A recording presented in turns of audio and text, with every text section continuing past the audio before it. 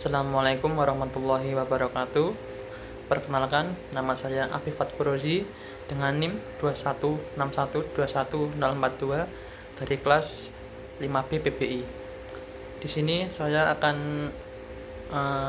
menjawab soal-soal dari ujian akhir semester mata kuliah akhlak dan tasawuf.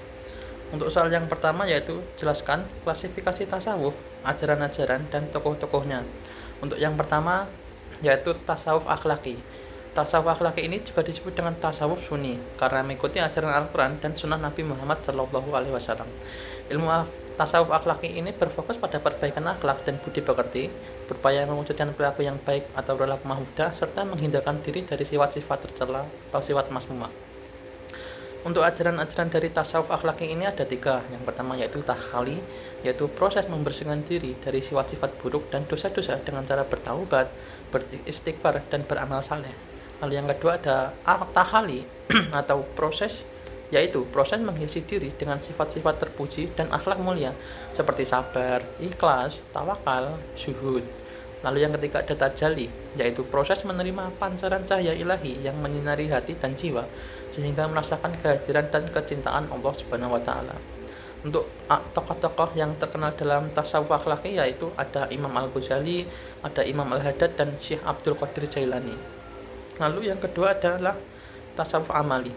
Tasawuf amali adalah salah satu cabang dari ilmu tasawuf yang lebih menekankan pada cara mendekatkan diri kepada Allah melalui amalan lahiriah dan batiniah seperti zikir, wirid, mujahadah, dan thariqat.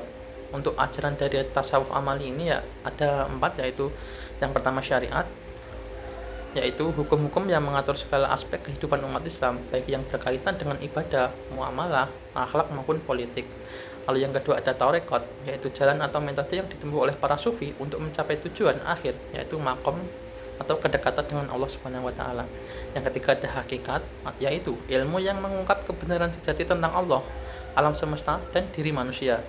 Dan yang keempat ada makrifat, yaitu pengetahuan batin yang didapat oleh para sufi melalui hati, qalbu yang telah bersih dan terang sehingga merasakan kehadiran dan kecintaan Allah Subhanahu wa taala. Untuk tokoh yang dalam tasawuf amali ini adalah Imam Junaid al-Baghdadi, Syekh Abdul Qadir Jailani, dan Imam Al-Haddad. Lalu yang ketiga ada tasawuf falsafi. Tasawuf falsafi adalah salah satu cabang ilmu tasawuf yang menggunakan pendekatan filosofis dalam memahami hubungan antara Allah, manusia, dan alam. Tasawuf falsafi ini cenderung bersifat spekulatif dan metafisis karena menjangkau persoalan-persoalan yang sulit dipahami oleh akal. Untuk ajaran dari tasawuf falsafi, yang pertama adalah wahdatul wujud atau wahdatul wujud ini yaitu doktrin yang menyatakan bahwa hanya ada satu wujud eksistensi yang hakiki yaitu Allah Subhanahu wa taala, sedangkan seluruh makhluk hanyalah bayangan atau manifestasi dari wujudnya. Lalu yang kedua adalah wahdatul syuhud, yaitu doktrin yang menyatakan bahwa hanya ada satu kesaksian yang hakiki yaitu kesaksian tentang Allah Subhanahu wa taala, sedangkan seluruh makhluk hanyalah objek yang disaksikan oleh Allah. Yang ketiga ada fana dan baqa, yaitu proses yang dialami oleh para sufi dalam mencapai maqam atau kedekatan dengan Allah Subhanahu wa taala. Lalu fana yaitu lenyapnya ego dan identitas diri dari baqa atau kekalnya jiwa dalam cahaya ilahi.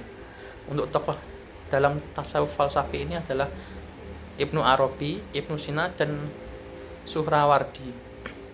Lalu untuk soal yang kedua adalah jelaskan ajaran-ajaran tasawuf secara rasional sehingga tidak bertentangan dengan syariat dan bagaimana berkaitannya ajaran tersebut antara satu dengan yang lainnya. Untuk yang pertama ada ajaran tasawuf yaitu mahabbah. Tasawuf mahabbah adalah salah satu cabang dari ilmu tasawuf yang mengajarkan tentang cinta kepada Allah sebagai tujuan tertinggi dari kehidupan seorang muslim. Tasawuf mahabbah ini memiliki dasar dan landasan syariat baik dari Al-Quran maupun sunnah Nabi Muhammad SAW. Ajaran-ajaran tasawuf mahabbah dapat dipahami secara rasional dengan berbagai cara, antara lain yaitu cinta kepada Tuhan, sejalan dengan prinsip-prinsip Islam, dan pemahaman ini mendorong individu untuk patuh pada perintahnya, menjauhi larangannya, serta berusaha mendekatkan diri dengannya melalui amalan baik. Yang kedua adalah ajaran tasawuf yaitu ma'rifat, yaitu salah satu konsep dalam tasawuf yang berarti pengetahuan atau pengenalan tentang Allah Subhanahu wa taala, sifat-sifatnya, perbuatannya, dan hikmah-hikmahnya. Ma'rifat ini adalah tujuan utama dan sekaligus menjadi inti ajaran tasawuf, yaitu mencapai tingkat kesadaran dan kecintaan yang tinggi terhadap Allah. Makrifat ini berkaitan erat dengan pengetahuan yang mendalam tentang Tuhan sejalan dengan nilai-nilai Islam. Makrifat ini harus didasarkan pada pemahaman yang benar terhadap ajaran Islam dan tidak boleh bertentangan dengan syariat. Sehingga dari penjelasan di atas dapat disimpulkan bahwa makrifat ini adalah ajaran yang rasional dan tidak bertentangan dengan syariat karena didasarkan pada sumber-sumber yang sahih dan akal yang sehat. Lalu yang ketiga ada ajaran tasawuf tahalli, tahali, dan tajali. Tahalli, tahali, dan tajali ini adalah 3 tahapan dalam ilmu tasawuf yang bertujuan untuk menyucikan jiwa dan mendekatkan diri kepada Allah. Pengertian ketiga tahapan tersebut secara singkat adalah: untuk tahalli yaitu mengosongkan diri dari segala sifat yang kotor dan tercela seperti iri, dengki, sombong, dan riya. Untuk tahali yaitu adalah menghiasi diri dengan segala sifat yang mulia dan terpuji seperti sabar, ikhlas, tawakal, dan zuhud. Untuk tajali yaitu jiwa yang dikaruniakan nur atau cahaya sehingga sebagai hasil dari tahali dan tahali dan tahali. Tahap ini merupakan puncak dari perjalanan tasawuf di mana jiwa telah mencapai makom tertinggi di sisi Allah, yaitu makom muqarrabin, yaitu atau orang-orang yang dekat dengan Allah. Lalu konsep rasionalisasi ajaran ini mencerminkan usaha untuk memperbaiki diri dan mencapai kesucian. Rasionalisasi kelak melibatkan keyakinan bahwa menjauhi keburukan, mengadopsi kebaikan, dan merasakan manifestasi cahaya ilahi adalah bagian dari upaya spiritual yang sesuai dengan syariat.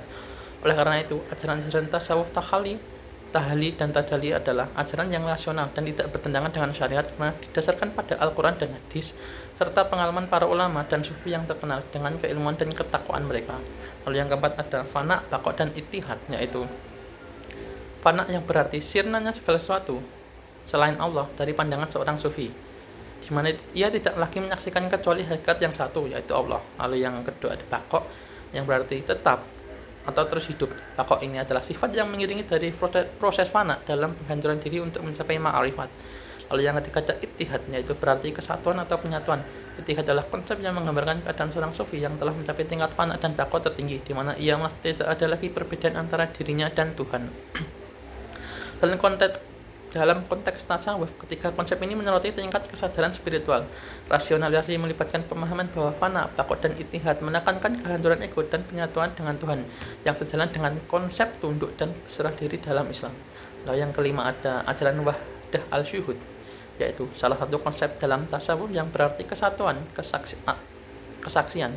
Menurut wahdah al-syuhud, tidak ada penyatuan antara Allah dan makhluk secara hakiki, melainkan hanya ada kesatuan dalam pandangan atau kesaksian seorang sufi.